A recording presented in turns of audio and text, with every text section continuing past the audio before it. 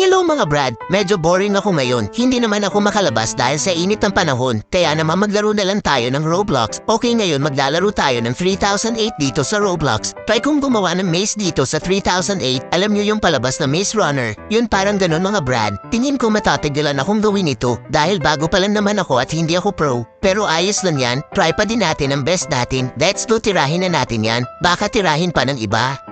First, hanap tayo ng mataas sa pag-aakitan para mamaya. Ito din ang aking gagawin base. Yan dito. Lagyan natin ito ng tanda syempre para hindi tayo maligaw pag nagkahabulan na.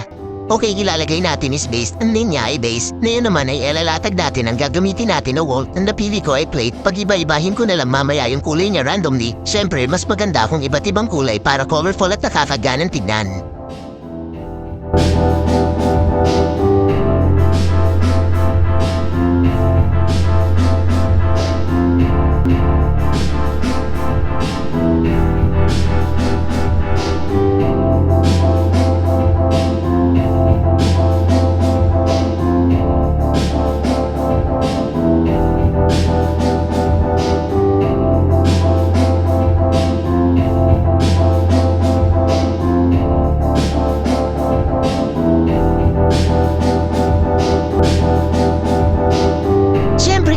Dapat may ilaw din para maliwanag pa rin kahit na maggabi. Ang gagamitin ko dito ay standing lamp para mas madaling itusok sa pader.